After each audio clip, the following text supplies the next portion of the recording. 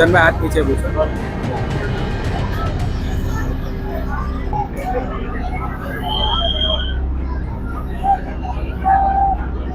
मनीष मनीष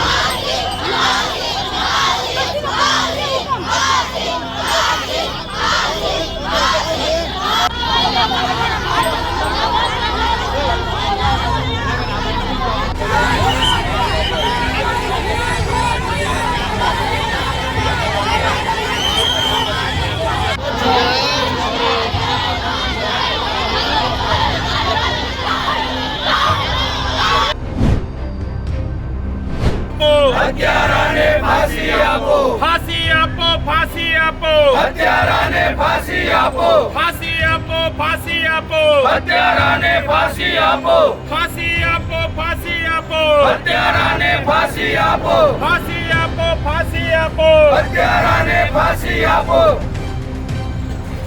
ન્યાય આપો, न्याय आपो न्याय आपो મૃતકોને ન્યાય આપો, न्याय आपो न्याय आपो મૃતકોને ન્યાય આપો, न्याय आपो न्याय आपो મૃતકોને ન્યાય આપો, फांसी आपो फांसी आपो હત્યારાને ફાંસી આપો, फांसी आपो फांसी आपो હત્યારાને ફાંસી આપો, फांसी आपो फांसी आपो હત્યારાને ફાંસી આપો, न्याय आपो न्याय आपो મૃતકોને ન્યાય આપો, न्याय आपो न्याय आपो મૃતકોને ન્યાય આપો.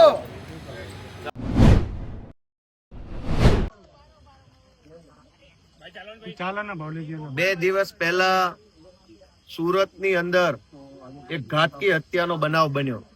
આખો દેશ જ્યારે બંધારણના નિર્માતા ડોક્ટર બાબા સાહેબ આંબેડકરની જન્મ જયંતિ ઉજવી રહ્યો હતો અને દેશને લોકતાંત્રિક વ્યવસ્થાની ઉજવણી થઈ રહી હતી, એવા સમયે લોકશાહીના ચીથડા ઉડાવી દે એવી ઘટના સુરતમાં બની છે કે એક આવારા વ્યક્તિએ દારૂ પીવાના પૈસા માંગ્યા એક ગરીબ વ્યક્તિ પાસે, અને ગરીબ દેવી પૂજક સમાજના યુવાન પાસે પૈસા નતા, અને શું કામ હોય, અને હોય તો પણ શું કામ આપવાના? દારૂ પીવા માટે 20 રૂપિયા માંગ્યા. ગરીબ માણસ પૈસા ન આપી શક્યો એટલે છરો મારી અને હત્યા કરી નાખવાની ઘટના સુરતમાં બની છે.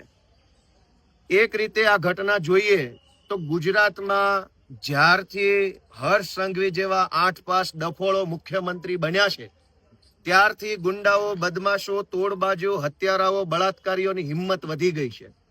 ચારો તરફ ડ્રગ્સ વેચનારાઓ બેફામ બન્યા છે, દારૂ વેચનારાઓ બેફામ બન્યા છે, અને આ તમામ ગુંડાઓ, બુટલેગરો, લૂંટારાઓ, હત્યારાઓ, ચોરો, તોડબાજો, લુખ્ખાઓ, માફિયાઓને કોઈ પણ જાતનો સરકારનો કે પોલીસનો કે જેલનો કે અદાલતનો ડર રહ્યો નથી.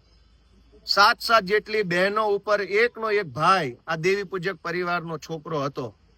એક ભાઈ અને 7 બહેનો, ગરીબ પરિવાર, રોડ રસ્તા ઉપર શાકભાજી વેચી અને પરિવારનું ગુજરાન ચલાવતો વ્યક્તિ, અને એની આવી નાની એવી વાતમાં ઘાતકી હત્યા દારૂના કારણે થઈ ગઈ, ડ્રગ્સના કારણે થઈ ગઈ. અને આટલી મોટી ભાજપની સરકાર, આટલું મોટું પોલીસ તંત્ર તમાશો જોઈ રહ્યું છે. આરોપીઓને પકડવાના બદલે, કાર્યવાહી કરવાના બદલે પરિવારે ઉપવાસ ઉપર બેસવું પડે, લાશ નહીં સ્વીકારવા માટે થઈ અને આકરું પગલું પરિવારે ભરવું પડે. આનાથી મોટી શરમની વાત શું હોય? અને સૌથી મોટી શરમની વાત મેં આજના છાપામાં, ગઈકાલના છાપામાં વાંચ્યું કે પોલીસે, કમિશનરે એવી બાંહેધરી આપી પરિવારને કે તમે લાશ લઈ લો, અમે જલ્દી ચાર્જશીટ કરી દેશું. ભાજપના કમિશનરનો અમે ખૂબ ખૂબ આભાર માનીએ છીએ કે એણે ચાર્જશીટ કરી દેવાની બાંહેધરી આપીને આટલું મોટું અહેસાન જતાવ્યું. જાણે કે ભારત દેશમાં હત્યાના કેસમાં ક્યારેય ચાર્જશીટ થતા જ ન હોય અને આ પહેલી વખત અહેસાન કરવાના હોય, ભીખમાં ચાર્જશીટ આપવાના હોય, એવી બાંહેધરીઓ પોલીસ આપે છે. 8 પાસ ગૃહમંત્રી હોય પણ અધિકારી તો ભણેલા છે. શરમ આવવી જોઈએ બધાને કે આ કેવા પ્રકારની બાંહેધરી પોલીસના અધિકારીઓ આપે છે કે ચાર્જશીટ જલ્દી કરી દઈશું. જલ્દી ચાર્જશીટ એ શું અહેસાન છે? જલ્દી ચાર્જશીટ એ શું ઉપકાર કરો છો તમે જનતા ઉપર? ચાર્જશીટ એના ટાઈમે થાય, વહેલું થાય, મોડું થાય, એ તો પ્રક્રિયા છે. પણ કોઈ માણસ દારૂ પીવા માટેના પૈસા માગે ને હત્યા શેનો કરી જાય? એવી ઓકાત કેવી રીતે થઈ ગઈ ગુજરાતમાં કોઈ પણ માણસની કે હત્યા કરી નાખશે? આટલી મોટી પોલીસ શું તમાશો જોવા રાખ્યા છે? આટલું મોટું મંત્રીમંડળ, ભાજપની વિશાળ નેતાઓની ટોળકી બધા જ તમાશો જોતા રહ્યા અને દેવી પૂજક સમાજના એક નિર્દોષ દીકરાની ઘાતકી હત્યા કરી નાખી. અને ઉપરથી આવી બાહેધરીઓ, ચાર્જશીટ જલ્દી કરશો. દોસ્તો, આ શરમનો વિષય છે. આજે આમ આદમી પાર્ટી દ્વારા પીડિત પરિવારના સમર્થનમાં ન્યાયની માંગણી મળે એટલા માટે, કાયદો કડક હાથે કામ કરે એટલા માટે માંગણી કરવા માટે આજે અમે અહીંયા સુરતના પોલીસ કમિશનરની ઓફિસે આવ્યા છીએ.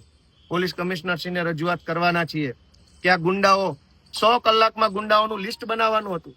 ક્યાં ગયું લિસ્ટ? આ ખૂની હત્યારાઓનું નામ કેમ એ લિસ્ટમાં ના આવ્યું? કયું લિસ્ટ? ક્યાંનું લિસ્ટ? કેમ લિસ્ટમાં ખૂનીના નામ ન આવ્યા? કેમ આ ખૂનીઓ બેફામ ફરે છે? ગઈકાલે અમદાવાદમાં જુઓ, વિડીયો વાયરલ થયો, બધાએ જોયો કે બેફામ રીતે ગુંડાઓ બને છે. ડ્રગ્સના કારણે, દારૂના કારણે ગુજરાતમાં ગુનાખોરી અતિ ભયંકર હદે પહોંચી ચૂકી છે. અને નિર્દોષ માણસો જ નહીં, પોલીસ પણ ગુંડાઓનો ભોગ બને છે.